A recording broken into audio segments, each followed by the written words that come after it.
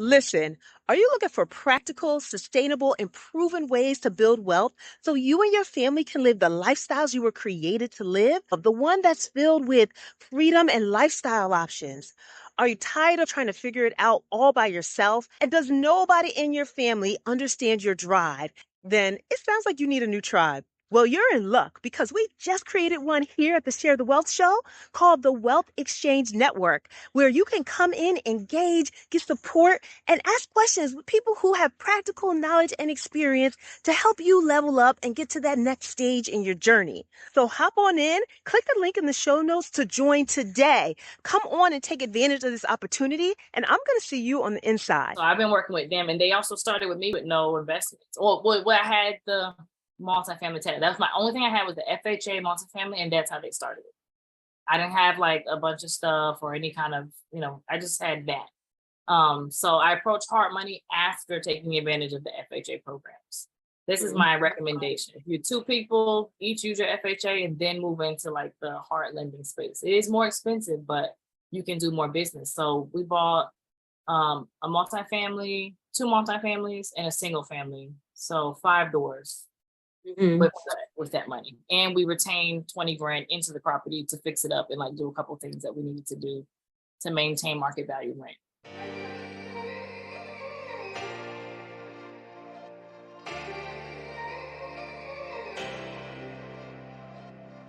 Welcome to the Share the Wealth Show, where minority professionals can learn to escape the racial wealth gap and catapult themselves into abundance. Your host, Nicole Pendergrass, grew her net worth from being negative to multiple 6 figures.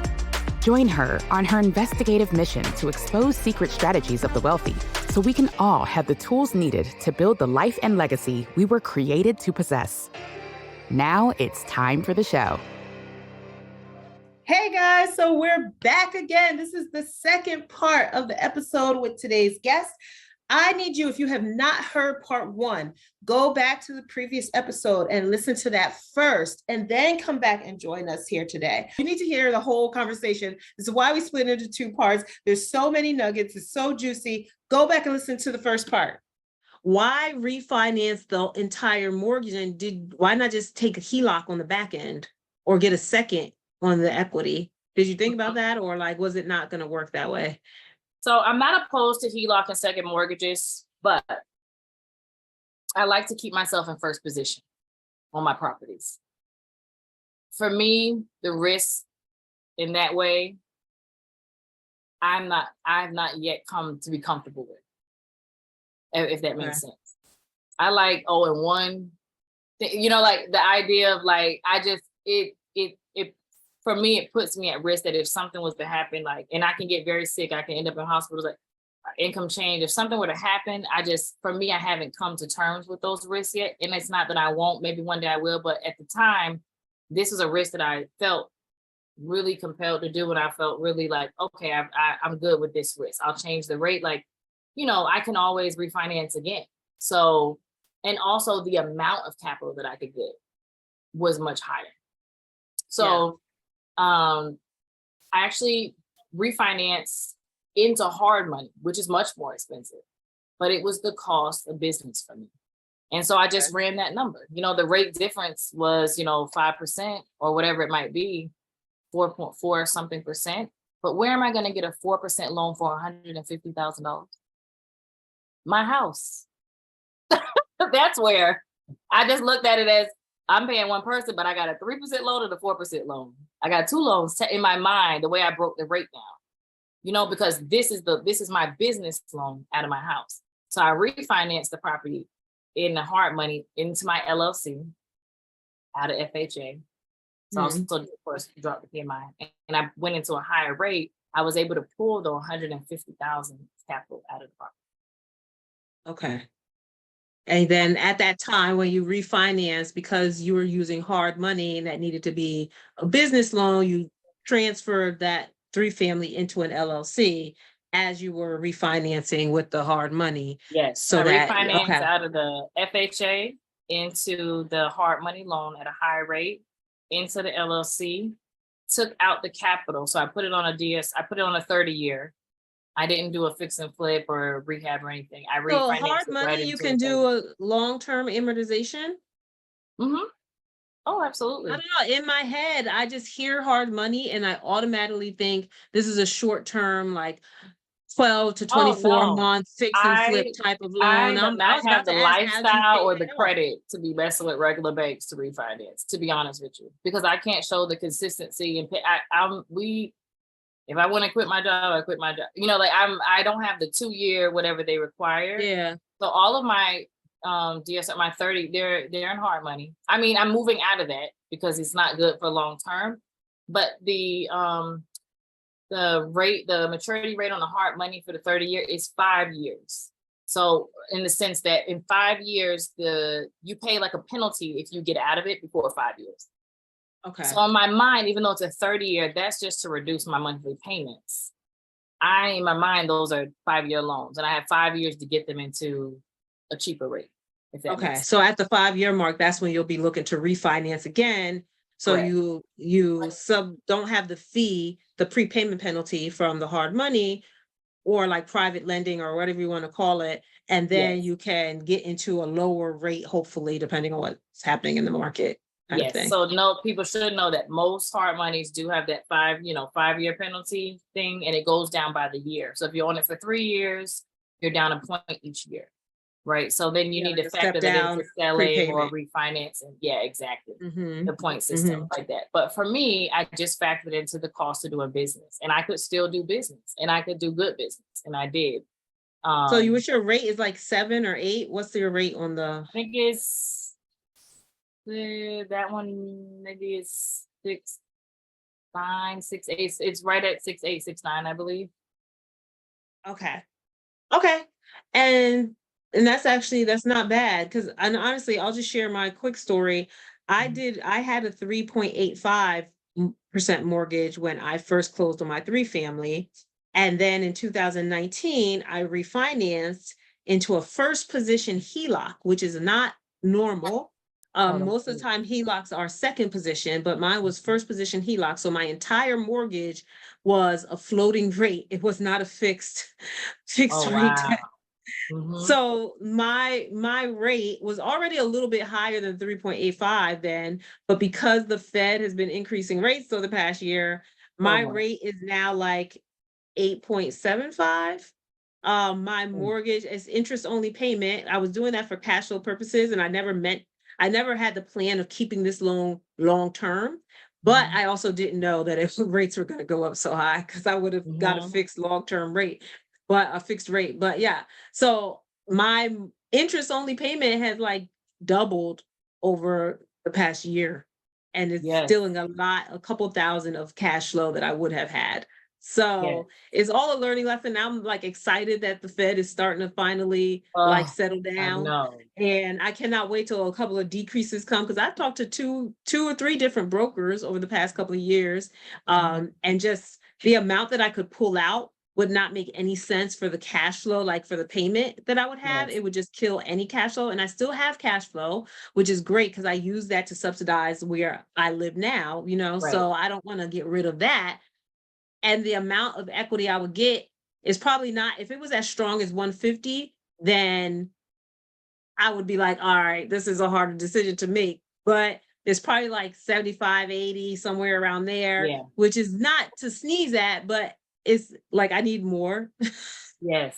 It's the that. cost of business that, like, for me, the cost of business, I thought about it like, okay, this amount is, if I break it down, it's a loan for this amount, Exactly. That makes sense. And I hear about the adjustable, and I've been pitched this before. And when I looked at the trends on it, that was what made me nervous. Because at the time, sometimes I wasn't working. So I didn't have like any comeback. And I also told my husband, like, he's a shell of a person when he works in corporate America. Like, he's just not he's an introvert. Like, he come home empty. Like, I was like, I don't really want you working for nobody. Like, that sounds weird, but like, you have to make this amount of money every month. As long as you make this amount of money and bring it in the house, I don't care if you Uber Eats, I don't care if I don't know what you do, but you don't have to go into nobody's job and be humiliated and like feel like that. So because I allowed this space in our marriage and our relationship for both of us in our lifestyle, that made me nervous with the adjusting. Like, I needed to know exactly what was going on. Yep. And the hard money for me, you know, I still was presented with many options. You still get a lot of options. But I did the interest only when I'm rehabbing. So my longest interest only loan is a year. I don't go more than a year. The year mark, I go into I go into the 30 year with the intent though to stay 5, but my numbers are my numbers, and I'm actually paying down the principal. Yeah. And I noticed too, when you refinance, you know, it shocked me to see the change in the mortgage. Like, oh my God, like it shocked you. Even when I did a refinance after not really taking much out, right? I've done them before. And I'm like, and I had to remember when I appraised, I brought the value of my property up and my taxes went up. So a big portion I was paying too was also my taxes. Like there was a couple hundred in taxes that go up. So you do have to remember when you're factoring in the cost of business, like, do I go against this loan? Do I do this? Well, your taxes are going to go up when you reappraise too. That's one thing. Looking to build wealth with real estate? Are you all tapped out on YouTube University and ready to get help tailored to your specific situation and goals? Have you always known that you are a little different from the crowd, that you never liked following the status quo, and that you're just tired of living in mediocrity? You want to build wealth on your own terms outside of Wall Street? Well, then maybe the Microfamily Mavericks mentorship program can help with that. It's a community where I handhold you through the process of buying your first small commercial multifamily building, because not everyone is ready for 100 units out the gate. Why multifamily? Because it gives your rental income a hedge against vacancy. Imagine what happens when your single family rental tenant leaves, right? And why commercial 5+ units? Because you have much more control over increasing the building's value in the commercial space, and then in turn, increasing your own net worth. Starting small is a stepping stone to so much more, because then you can tap that equity and buy another building and another and another, and you get the point.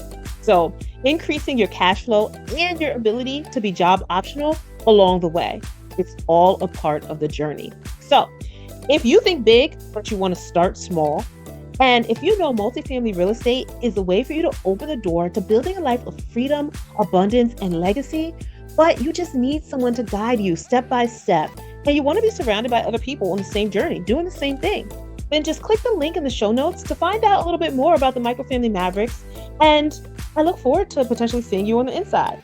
So now back to the show. Also, it depends on your state, because some states are not a point of sale tax reassessment. Oh, nice. State. So some states, they will, like at the point of sale, okay, now they're going to reassess the taxes based on the sale price, but some just do a reassessment of the taxes, like of that city or town or municipality, nice. like every 5 years or every 3 years or whatever it is. So you just have to know, everyone listening, know what in the area that you're buying your property, when is it that your tax reassessments are done at purchase, or sometimes it's not done at purchase, it's done like every 3 to 5 years, but it also can be triggered by pulling permits. Like if you're rehabbing a property and you're pulling permits, that can trigger the tax assessor's office to relook at your tax situation, because if you're improving the property, right? So it's all different ways. So guys, just watch out for that and kind of know when that will happen for whatever property that you're looking to purchase. Yeah, absolutely. And so this was decision made. Those products existed. I don't think I was educated enough about them. I didn't know as much about HELOC. And I felt that when I contacted HELOC lenders, that my credit wasn't, I would ask, because before I do any application, I'm like, let me know upfront, am I going to get denied, Mm-hmm. And the credit expectation was high. And our credit wasn't amazing. I never had like amazing credit. So for all the people that I bought my primary, I think my score was 622 when I bought my FHA. And a lot of people don't know you can buy FHA as low as 580. Same with USDA, 0 down. You can get it lower. 622 is where I finally got there. And that's where I got, like, it was lower. So I've never been like an amazing credit score. I got it higher when I started, getting into more investing, and hard money does look at credit. But for HELOC, I think they wanted a very high score, like maybe 750 or something. And I was just hitting 7. I wasn't there. So hard money was just like where I could land. But I did have more equity. The property we bought the multifamily in 2016 for $235, but it was $240 on paper. And then I think it appraised at like $560 Oh, nice. And yeah. So we had the room and I was like, okay, I just have to think about this as a loan. You know, what does it cost? Like how much am I paying in fees, points, this? Okay, this is the cost of business. I'm investing in my business. This is going to give me the capital to make other decisions. And so I think I took the fifth, you know, I bought 3 or 4 with that. I think I bought. Yeah, so what did you got $150,000 out of this 3-family. And what did you then do? Because now with the cost of doing business, you've assumed this higher interest rate loan, which a lot of people be like, I'm not touching my low interest rate loan, but you saw opportunity. And so what did you do then with this capital that you had? So it helped that I had 3 doors, right? So I, when I did that is when I already bought the other family. So I moved out of the top floor that I was in and put that for rent and moved into my home. My home mortgage at the time was only $1,380. And I'm renting a room. So it wasn't much, right? And so I moved out of space and I was able to put that space for rent. I think I put it for rent for $1,400. So I brought in an additional cash flow by doing that. And then I took the money from there and that's when I started buying in Florida. And I picked up a single family and then I got another 2 duplexes with that. I did a single family and then 2 duplexes. The single family, I did a 6-month fix and flip. I added a bathroom and created an ensuite and threw it on the market. And I think I bought it for like $180 something. Anyways, I had my hard money guy just basically, I broke it down and was like, here's the amount of money I have. Like, how many houses can I get? Like, what, like, let me know up front. And like, and so I had a relationship. I had a very much like working relationship with the person that I use in hard money. So he gave me like all of these things. Like, if we use a diamond fund, if we do this, or we could do it this way, you can do it like this, like he'll work it, the numbers, right? So and this is the same hard money lender that you used to refinance the 3-unit. You just continued the relationship his name is Daniel with him. Frank with Optimist Capital. Be happy to introduce him for anyone. I've had best rates with him. Sometimes I want to pull everybody here, but that's just underwriting in general. So anybody going to buy something, please don't fall out when they start asking you for random things, because they will. Underwriting is a ridiculous. Yeah, they will. So we'll put his name and the company he's with. We'll put that in the show notes. Yeah, I think you can find him on LinkedIn. Daniel Frank, Optimist Capital. Okay. They're based out of Sacramento, California. And they lend nationwide? Yes, nationwide. Yep. Perfect. So I've been working with them, and they also started with me with no investments. Well, I had the multifamily tenant. That was my only thing I had was the FHA multifamily, and that's how they started it. I didn't have like a bunch of stuff or any kind of, I just had that. So I approached hard money after taking advantage of the FHA programs. This is my recommendation. If you're 2 people, each use your FHA and then move into like the hard lending space. It is more expensive, but you can do more business. So we bought a multifamily, 2 multifamilies, and a single family. So 5 doors with that money. And we retained 20 grand into the property to fix it up and like do a couple of things that we needed to do to maintain market value rent. Nice. Okay.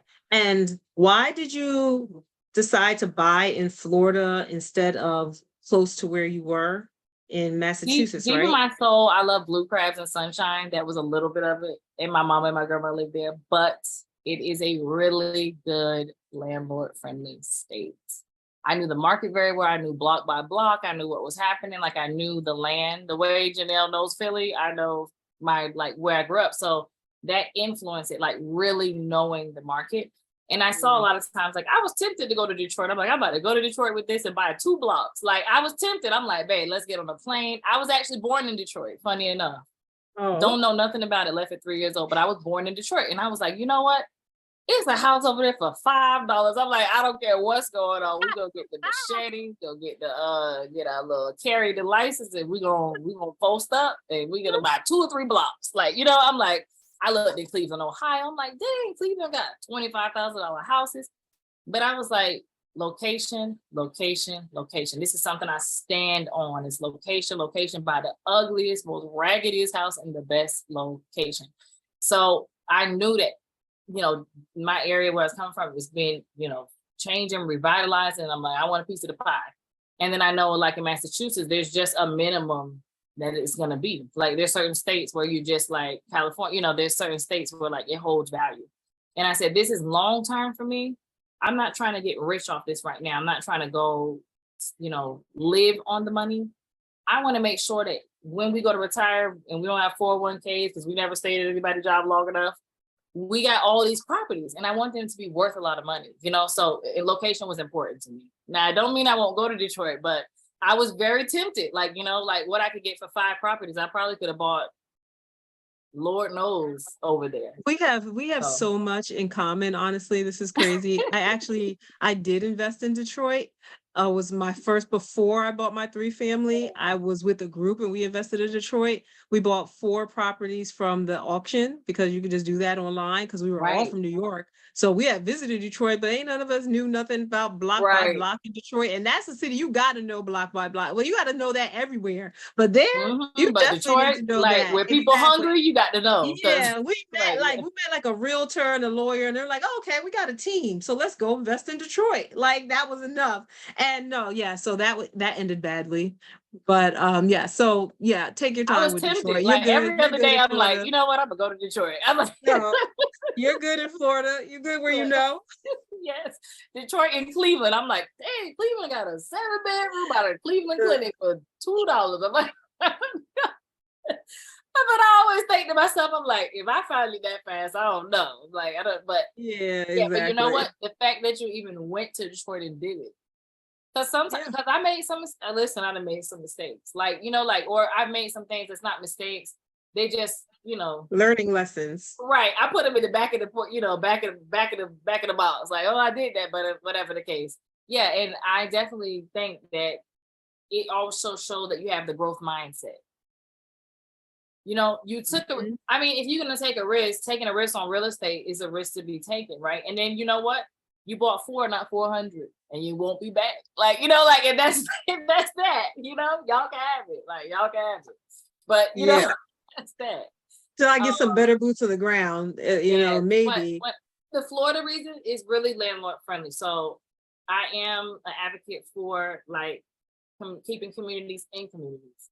And that has worked to my advantage and my disadvantage because people have manipulated me. I'm the, oh, you're a single mom, you're domestic, but I'm gonna get you in there, your credit 300. I'm that person that will get you in there. And like, I want people to stay where they live. My 3-family, I kept the rent so low. Honestly, I was getting $1,400 when the rents were like $2 grand market, because I wanted to keep affordable housing, and I still build this into my philosophy. And the short-term rental, having that was allowing me to do it, which you mentioned about diversifying so that you can maintain affordable. We see eye to eye. So people say, well, oh, look, you got Airbnbs, you this, you that. I'm like, hold on. I can't keep y'all over here for $2 if I don't make any more money. So This is allowing me not to raise your rent because every year the taxes is going up. My mortgage payment don't stay the same.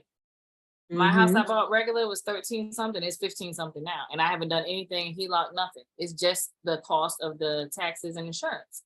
So I understand that dynamic. So when I did go to Florida, honestly, we had rented to someone who was a single mom and then she brought someone in and then whatever the case may be.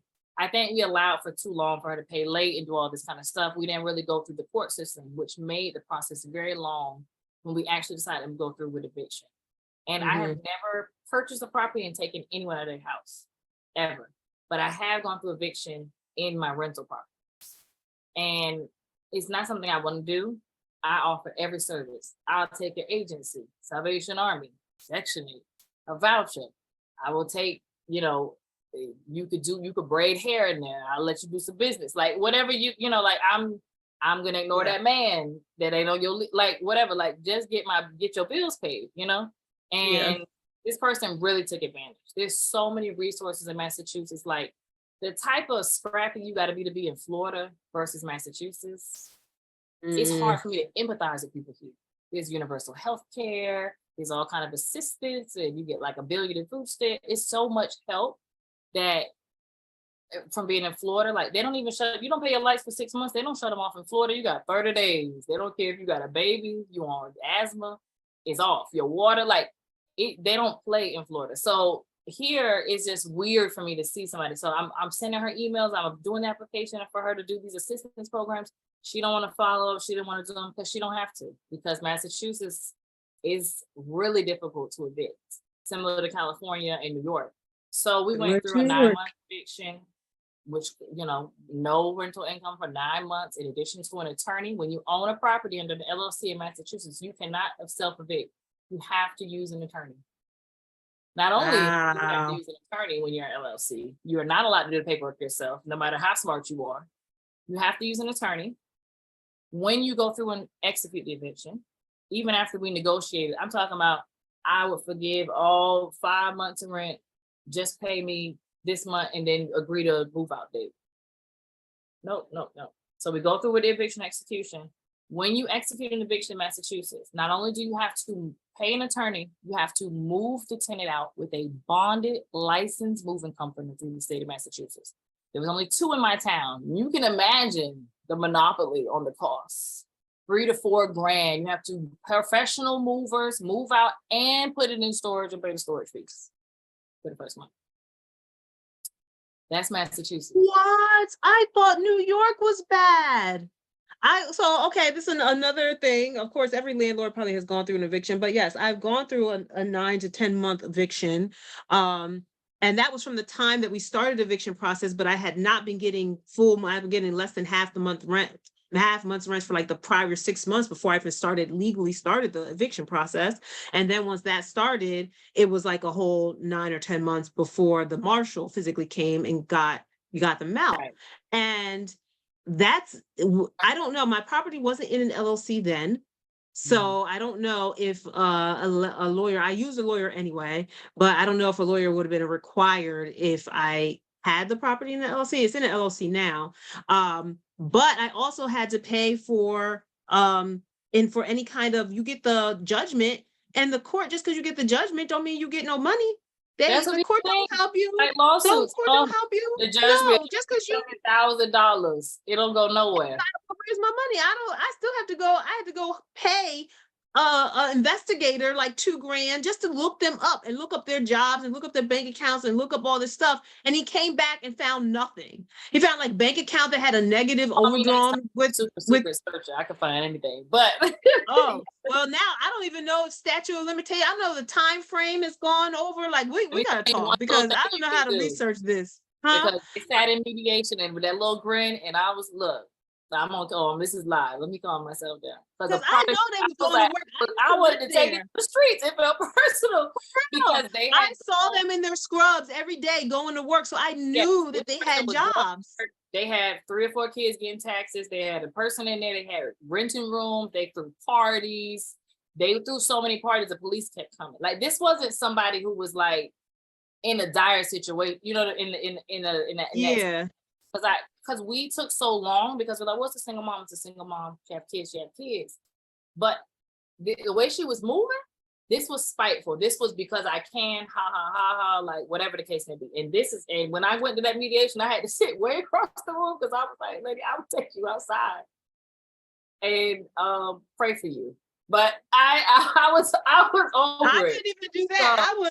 I was waddling in the courtroom, pregnant as hell. I don't know how many months pregnant I was at that time, maybe 5 or 6, but I was big right. enough. Like, and I had to waddle into the courtroom to try to like show them, like, look, I'm a regular person, pregnant. I know, I'm some big corporate whatever. Like, my attorney didn't show up to one of the court dates, and then we had to reschedule a whole nother month because nobody was there. I'm just like, yo, you can't trust nobody with nothing. I gotta go in there myself. Like, I was trying to save myself from having to waddle in there. Okay, so this whole conversation is very triggering for me right now. Thank you.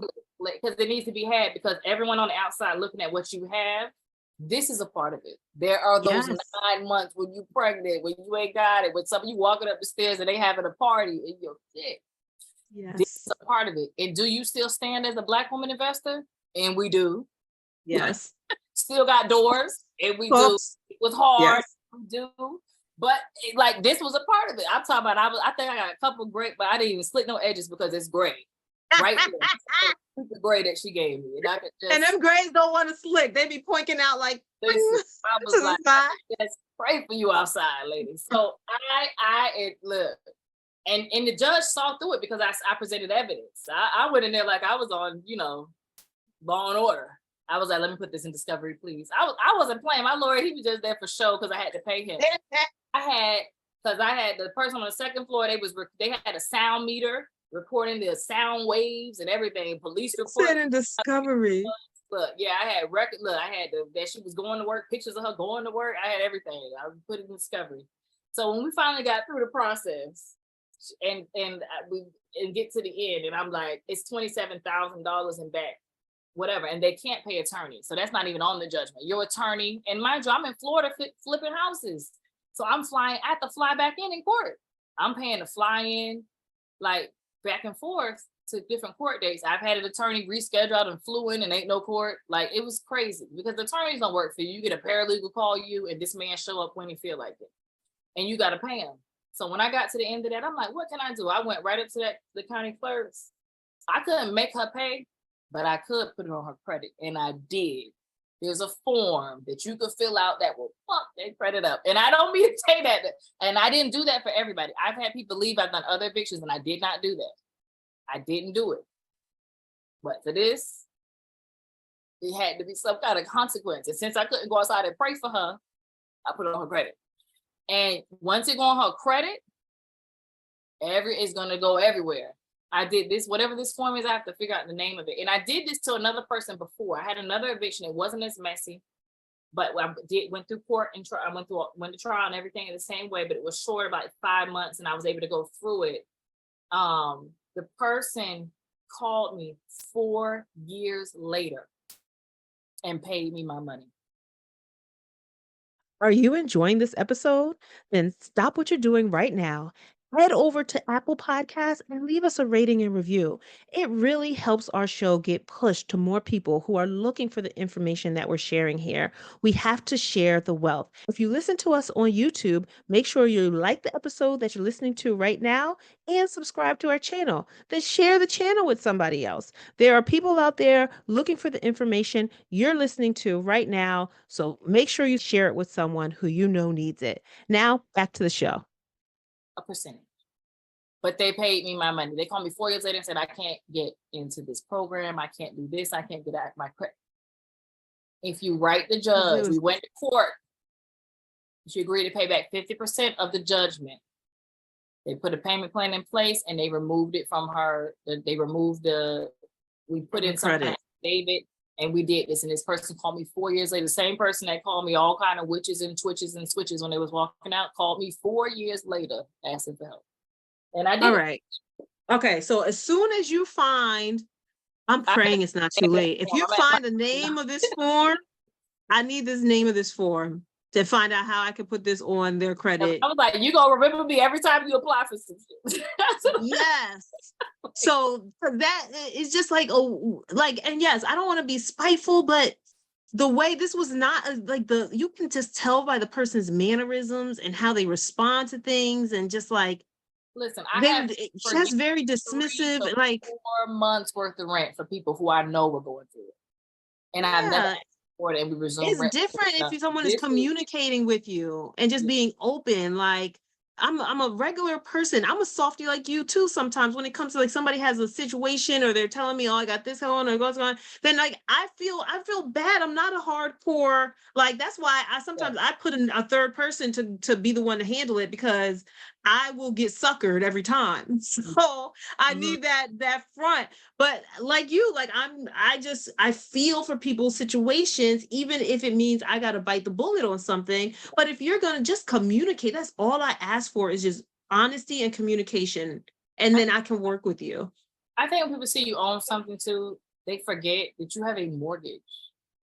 Like, I don't own anything outright, So like when I'm getting on you, it's like when you pay on the 7th, like my mortgage doing the 1st regardless. It drafts, like, you know what I mean? Like it's not like I own something outright. I inherited 2 neighborhoods, and then one day later I'm sending you an eviction notice. This is not how I operate. Yeah. I think that's the assumption, that's the stigma behind owning anything for investment, right? For business, a business mindset. And I think it's a very toxic stigma that is perpetuating through some parts of our community, because it's keeping us out of the pot, keeping our hands out the pot. Like, like, no, like, it's okay to do this. Like, somebody's going to be a landlord. Why not a Black woman? Yep. Y'all gonna pay somebody rent. What's the problem? Like, like, I've paid rent. Yeah. I'm paying rent right now. I still pay rent. Like, I moved from my house and then I moved to an apartment. It was supposed to be short term. I didn't know craziness was going to happen during COVID and all that with housing prices and stuff. And then now I'm just tired of being up here. I'm like, all right, we need to just move out of New York City and move somewhere down south. I'm 2 hours away, so I'm gonna send you my zip code so you can look at the market. Yes, I will look at a market. Yes, I will look. So yes, I get it. It's like they don't know what you had to do to crawl and scratch and crawl and bleed your way to getting this asset. Now they just see you as this landlord and you sitting pretty, but you're not really. Like, they don't know what you had to go through to even get that, what you still owe because you had to borrow from Peter and pay Paul and do all this financial maneuvering just to be able to afford this because you have the long-term vision. But they see that one thing and then think that that's, it's like the plight of the first generation investor. Yes. And especially from our community who own family homes in our families who own homes, but investing is different. Owning your home and being an investor is different. Your responsibility to other people is different. Like when something happened, I get, the electricity, I got to get somebody there, whether I got it or not. I got a credit card, I got to get somebody there and I got to pay to get it done, right? Because they're going to get those deeds, right? And that's for me what's important. But for me now, I got rent too. They the mortgage company, and it's a difference in somebody like, I felt bad for a B, but I know myself and I know my integrity. And I know that if the situation were different, I would find everything in my power to do so, which I have in other circumstances. One came back, the other one, that's recent. But I did put on the credit because there was no sense of like accountability on her part and behavioral side. So anyways, yes, evictions, this is Massachusetts. And I was like, I can't do it. I mean, that almost took me out. This was also at the time when I had lost my son. I was going through a high-risk pregnancy. It was like, and it was so stressful. And I think that it influenced me a little bit. But when I got done, I was like, you know what? I like Florida anyways, and I'm going to move my market. I'm going to start moving my market. And so I stopped buying in Massachusetts. I bought one little thing, but I found a condo for 60 grand. I put it on hard money for a 50 grand loan because he does 50 grand minimums. I did buy one little condo in Massachusetts, but with the exception of that, I will buy any more big investment properties in Massachusetts. Mostly in Florida, because not that I would ever do that. So like, for instance, in Florida, rent has to be done by the 3rd, or you can actually start the 30-day notice to quit after the 3rd day. Massachusetts is the 6th day. I implemented 6 day for my tenants. Now I put a $25 late fee after 6 days. When they pay, I remove it. Like, I'm not a shark landlord, right? I do certain things in place because I have to do what I have to do. But if I ever find myself in a situation again with somebody that is manipulative and predatory towards me as a tenant, which, as we all know, those stories about squatting Airbnbs in California, New York, this exists. The narrative that the big bad wolf is only the investor and the landlord is BS. There are predatory tenants and manipulative and predatory tenants that try to work systems. Now in Florida, after the 3rd day, I can initiate a 30-day notice to quit. They're going to be there in 33 days. And that's that. So I don't use that to harm communities or people, but it's in my back pocket to know that if I end up in that scenario, I have the resources and support as a landlord to execute the fair and legal way to go about it, in a timely manner. Now, most of the time I always work with people. I have a tenant now that lost her job. Cool, we got a payment plan going. We forgave 1 month. We're using her last month rent now to do that month, and she'll give towards the last month period, whatever. We have a plan in place. So I'm not using it to my advantage, but it's there. And that brought me a lot of peace of mind. Knowing that I can, that brought me peace of mind, because that was just a shit show. I was like, oh my goodness. And my other property is managed. The one I did buy one more little property here because it was such a good deal. So I bought this 2-bedroom, 2-bath condo for $62,000. Hard money That let me was now in Massachusetts or Florida? in Massachusetts. I was being Okay. bad. I kind of literally like bought it like without permission, not without permission. We don't need permission, but it was like he do it the last minute. I'm like, this is a good ass deal. It was all utilities included with the HOA. I think my mortgage on is like $500. HOA is like $350. I think I tried to say, I don't know, I cashed for like $700. But I like it because if I ever was to do something with my main house, I got a little 2-bath condo in the cut that I could like pay off in 2 seconds. Like I think I owe $42,000 on it. Oh. And it's like it's a security net for me. I like it. And it's managed Yeah. away, so they don't even bother me. The HOA manages everything. They in-house, they got security, they just do all the work. The person never, I forgot they exist sometimes. So, Oh my goodness. That's great. That's fantastic. Okay. So oh my gosh, we really could just keep talking and talking and talking. Like this is crazy. Yeah. Like we have to actually just have more conversation offline, but I gotta wrap this up. But the last question that I do want to ask you too is from that 150 that you took out of your 3-family house, and you bought 5 more units in Florida with that capital, how much collectively is the cash flow net from those 5 units now let's see if I monthly? can do that in my head. So I put down like 20 on each property. Okay. On the hard money. Okay. I bought them in distress, fixed and flip, year 6 months, put in, made back, mortgage change. So now I'm cash flowing. Let me see. 1, 2. I think I'm cash flow 5,600. Nice. Around that's nice. But these One were of all my like properties burrs. ridiculous.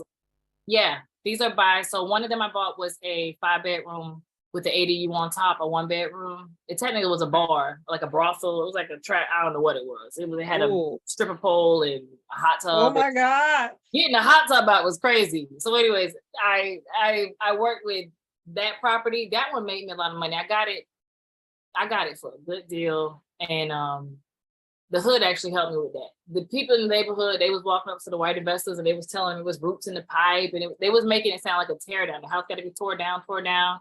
And I kind of peeped it, and I went over there and I had found some old family pictures. So I brought over to the neighbors. I said, "Is this somebody family pictures?" They were giving me access because I had put down like my proof of funds, but I hadn't put an offer in yet. They gave me access a couple of days to go, and a neighbor opened the door or something like that. And he said, "Yeah, whatever." And I was like, "Y'all messing with these people because you don't want them to buy the house." I was like, "I'm from here. I went to high school here. Like, let me buy this house so I can put some people in it because it's just rotten away." I was like, "Y'all messing with these people?" And they was messing with the people. And you know what I did? So my offer, my wholesaler was just ready to get rid of it. He took another 20 grand off, another 20 grand. So I got it for like a really good deal, like maybe I got it for 260. It appraised at loan acquisition. So when they do the appraisal for the fix and flip, it appraised for like 620. Whoa. I put in 53, 2 full bathrooms, kitchen, roof, some plumbing work, electrical, whatever the case. And this is my property that I put solar panels on. That's a whole nother, Janelle know about that. I did a presentation. Oh, God. But so that property, I actually pull in a really good amount. I pull in at least 2,200 in cash flow.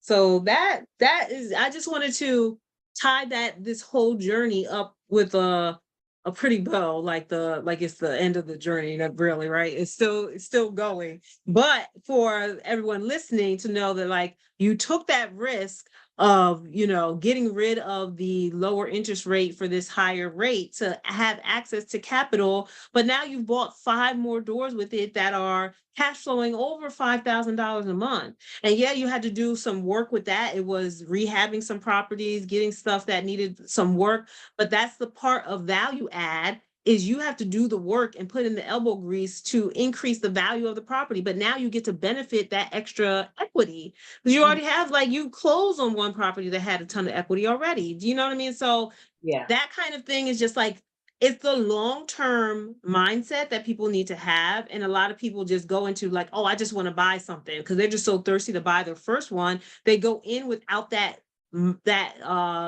long-term like outlook as to like, what are your strengths? What are your weaknesses? What are you willing to do? What are you not willing to do? Like, like what's all the little pieces of your puzzle, and what assets and resources do you have already that you can put toward your plan? Like, are you looking more for cash flow? Are you looking for appreciation plays? You want a little bit of both? Like, how do you want that to look? And what does a normal day in investing look like for you in the future? And so now what do you have to backtrack that process to look like to get there? Like, what do you start with now? And people are just, oh, I want to buy the first one. I just want this many doors, but that's really not specific enough of like a plan. You can't skip the process, Yeah. Prior to this, I put down money with a wholesaler before I knew what I was doing in Florida, and almost lost $10,000 because I didn't do my I went through some mistakes to get to that level of knowledge and understanding. Detroit, like, you're going to go through some things, but just as a tied up, whoever's out there, whether you're already working on it, whether you feel like giving up as an investor, or you want to go farther, or you're just starting, maybe you don't even own a private property yet. Maybe you're still living with family. You don't even have an apartment yet, whatever it might be, wherever you are, with whatever you got, use it. And then build on that and be okay in the space in between. So even if it's just you saving your first $5,000 ever, make that your goal for next year, whatever it might be. Then build on that. Now, what you're going to do with that $5,000? Well, you just keep staying with whoever. Well, maybe you should rent a room instead of an apartment for a year. Since you don't have shit, do that. Like, keep moving. I'm just saying lovingly, like, start doing that, because time's going to pass anyways. And then in 3 years, boom.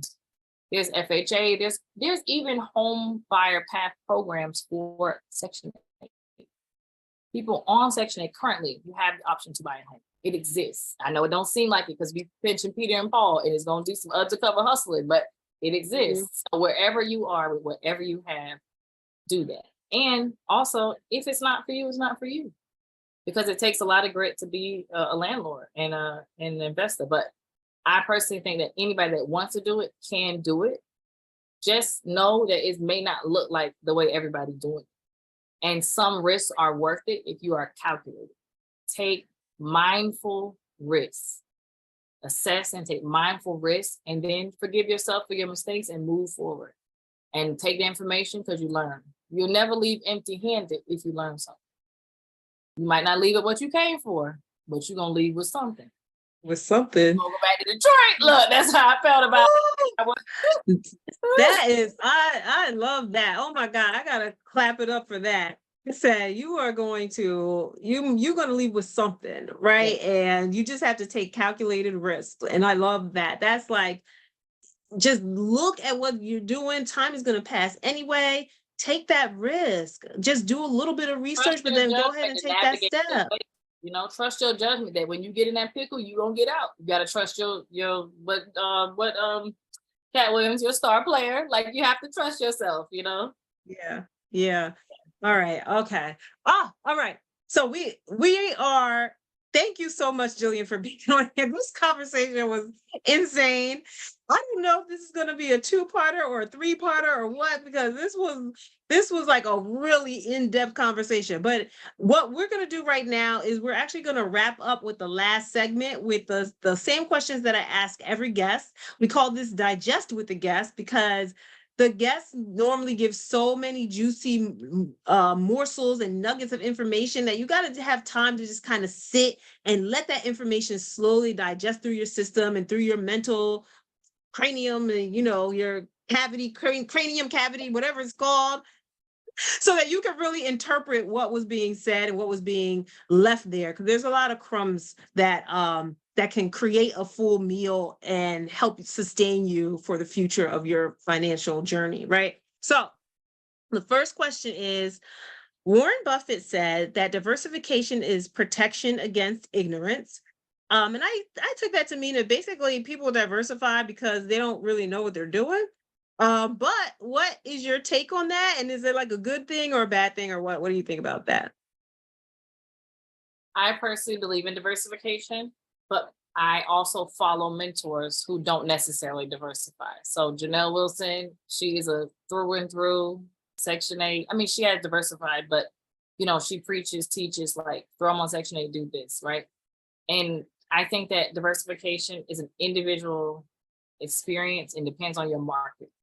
So in certain markets like Massachusetts, for me to diversify up here, do Airbnb, not so much. Florida, the money was there, I'm going to diversify. And I think I spread my risk out. So if you're diversifying out of fear instead of knowledge of a market, then it's not going to work. If you're diversifying off of new information, then it's going to work. So it depends on how you're approaching diversification. Don't diversify just because somebody's doing it. Make sure you have key market information tailored to your own situation to do so. Because certain areas, they're just not gonna, everybody ain't visiting and paying $5,000 to stay in certain parts of West Virginia. So like it matters. That's my thinking. Okay, cool. Now in the game of Monopoly, Boardwalk or Baltic, which is your first purchase in your strategy for winning the game and why? Man, I don't really remember playing Monopoly. I used to play Life. So Boardwalk, do you remember Boardwalk is the most expensive property okay. and Baltic is the cheapest one. Oh, So okay. what would you do first? Well, since they're all on the same board, I'm gonna go with the cheaper one on the board first. Okay, why? What's your strategy? My strategy is to spread my capital out a little bit. Got it. So that means probably I don't have much. It's my first purchase, so that means I don't have a portfolio. So in that case, I just need to get in the game. I need to get on the board. And if I build out all my capital on the first purchase and there's a mistake that happens, I don't leave any room for error. So I'm going to purchase leaving room for error first. Now, if this was not first, it'd be different response. So for my first, I'm going with cheaper to leave room for error. Nice. I like that. That's actually a great mindset. What does wealth mean to you? So wealth means to me, it's not a monetary thing per se, and a lot of people say that, but it truly is having some level of freedom in a world that is not very free. Having some agency, having some choices, having some room, some space in your life, being able to take care of others, yourself, and kind of grow. And I think financial stability and financial planning allows room for that. So for me, wealth is using income, money, assets, whatever it might be, to buy peace, time, and freedom. Because unfortunately, I don't feel like they're free. So wealth is kind of the merging of that, the marriage of the two for me. And I need one to have the other most of the time. Okay, perfect. We asked each guest to create a question for the next guest. This can be anything, business, personal, funny, serious, whatever you want. So as you are thinking about a potential question for the next guest, I'm going to ask you the question that the last guest left for you. Mm-hmm. So this question is, if you could go back in time and erase one thing that you did, like one thing you invested in, just one thing, whatever you did, anything you did in your life, what would it be and why? Let's see. If I could go back in time, towards investing or just anything? It could be anything in your life that you did if you could erase that decision. If I could erase that decision, I honestly would have left college because I still have the loans. And I was able to pivot in my career. It was difficult, but I was able to prove through skill base and move forward. So in my personal career, so I would probably have left college sooner. And I don't advise people to leave college. Maybe one day I'll go back. But being like someone dealing with a brain disease, also being ADHD, like whatever, it wasn't for me. And I needed more room, more space. I needed to be able to move and like hustle. And I felt really confined. And I think I wasted a lot of time. So I think I would have probably been on more sooner, honestly, if I hadn't stayed a little bit longer. So for me, I would actually probably leave college sooner. Nice. Okay. Well, that is That's a whole other discussion. That's a whole other podcast episode on this itself, talking about education system right now. But yeah, so do you have a question potentially for whoever the next guest is? Yeah, so whoever the next guest is, I would say, how do you believe your business, investing, or personal life now will change the next generation of your lineage? Okay. The next generation.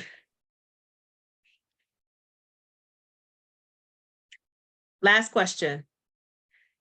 How can our listeners connect with you? Okay, awesome. So as I shared, so the name of my business with my husband is Rebellion Assets and Property LLC. I'm on LinkedIn and not much else. I'm working on my online presence. I do consult though. If you have a deal, something specific, Equitable Exchanges, it's on Instagram. I think it's just equitable_exchanges. And it's Equitable Exchanges Consulting. I have like a fee scale, whatever. Probably I'll end up giving you the information, but you can find me on there, and you can also find me through email.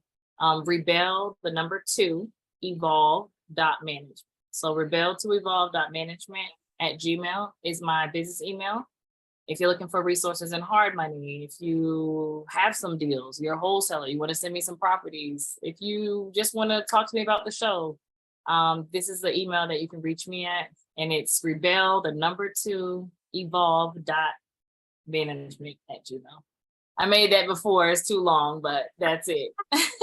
Well, you know what? We'll have all the links to the email, to the Instagram, to the LinkedIn, all that. We'll put it in the show notes. So guys, if you did not catch that, get to write it down, check out our show notes. All the links will be there. And I think you would be crazy not to contact Jillian for a chat, a consulting, or whatever you're doing. Like, she has so much knowledge and experience from what you guys have just heard.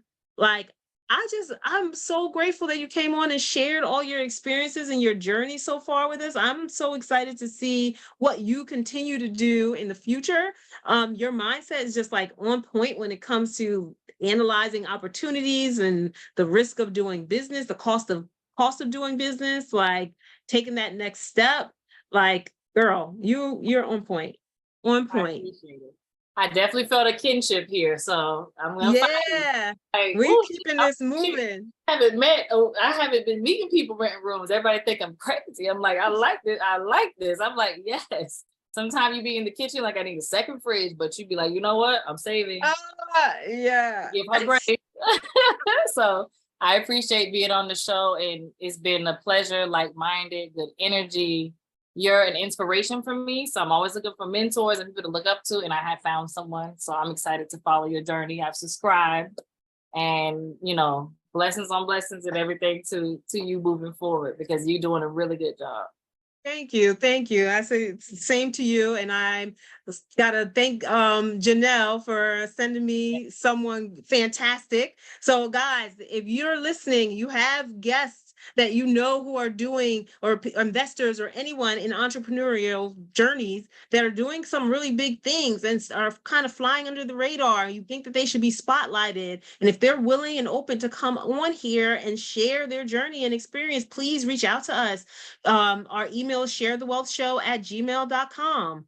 Right. And we'll have that in the show link, show notes too. But just make sure to let us know about people that everyone needs to hear their story, because it's like an inspiration, because we're trying to get more of us to be in the forefront, not flying under the radar, because we are doing big things behind the scenes, and we just need to be spotlighted so that others in our community and other minorities and Blacks can see that we are actually active out here and we are actually making moves, right? And that is possible, that no matter what the industry or whatever systemic things are in place, we can still move around those and make things happen, right? So make sure all the followers for Nicole, there are some specific plugs, links, and people and networking that I'm only going to give her exclusively. So you got to follow and subscribe.